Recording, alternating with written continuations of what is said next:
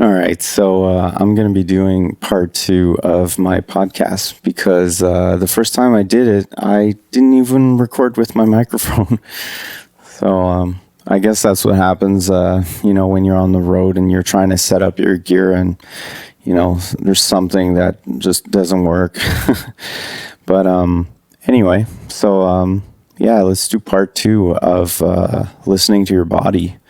So what I was saying in part one is that, a few years ago, something happened where I just felt like I couldn't handle caffeine anymore, couldn't handle doing what.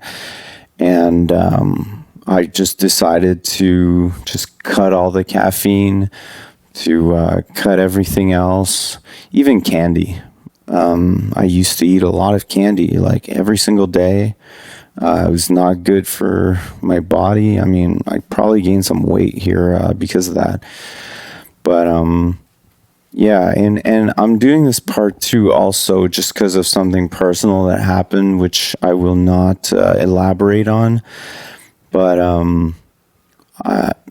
it's just because some people, they just don't listen to their bodies, and maybe they give themselves excuses to, something happening. And I just feel like your body is your core, and you really need to like listen to it. And if it's telling you, hey, you're putting too much strain on it, you have to really listen to it. It's very important. And if there's anything you can do to maybe alleviate that strain, then you have to make those decisions, and you have to head in a different direction, because like your body talks to you. Your body's going to tell you, hey, I'm tired. Hey, I'm hungry. Hey, I don't know. I can't move properly because I have too much weight on me. And you're going to feel in your feet. I've been feeling it a lot in my feet lately because I'm touring, I'm playing a lot of shows. It's usually high energy shows.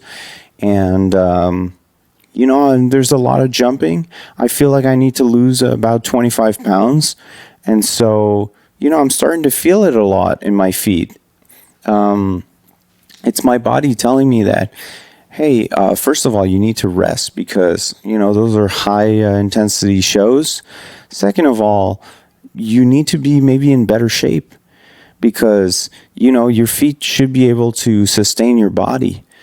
And yeah, I'm just trying to listen to my body more, and especially when I'm on the road, when sometimes I'm going to have limited amount of sleep because, if I'm playing a show and it's really late and I have to deal with the time changes, that's another thing. I'm in San Diego right now. That's 3 hours difference from Toronto, Canada.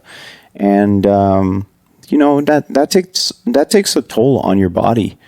And the best thing to do is, anytime I just try to nap. I try to nap a little bit. Um, a lot of people, a lot of Greek people, they tend to nap a lot.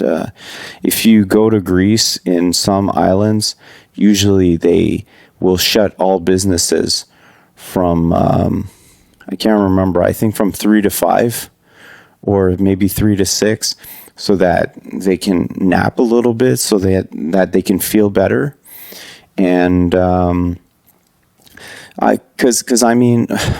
human beings, I don't think are meant to sleep for 8 hours or 9 hours in a row. I just feel like it's too hard on human beings, and there's been studies on this, that it's so much better to maybe sleep 6 hours, maybe nap in the afternoon for 2 hours. And I get it. People have jobs, people have things to do, people have kids. It's not the easiest thing to do, but at least if you can get like 8 hours of sleep, maybe that means watching less Netflix. Maybe that means maybe wasting less time on TikTok or, browsing the internet or something. But I mean, over time it compounds, and if you're able to get good rest, good sleep, if you're able to eat better, like I said in part one, if you're able to drink a lot of water, if you're able to drink less alcohol, if you're able to, I don't know, maybe like even a few days ago, I had to go to the dentist. I was starting to feel it here in my jaw, and it's probably because of singing. It's probably because of I'm trying to wear my mask so I'm not getting sick on the road. Dental health is very important. I just feel like if your body is talking to you and you're ignoring it, that's when major consequences happen. And that's when really bad things happen. And, we only have one life. We only have one body. I mean, so far, no one's been able to transplant brains on other people's bodies. So until that happens, you have to manage your own body and make sure that it's at optimal level, and make sure that you respect your body. Make sure that you take care of it, because when you do that, you'll be able to function better. Your brain's going to function better. You're going to feel like you're going to have more energy. And our society is so focused on the instant gratification. But like things like working out, you have to work out a little bit every single day, even if it's 1 minute. You have to work out a little bit, and then it compounds over time as you keep working out, and then you'll see changes in your body over time. But it's not an instant gratification thing. Our society is very get this right away, get this food right away, you'll feel great, this and that. But then over time it will hurt you. So I think it's so important to delay the gratification.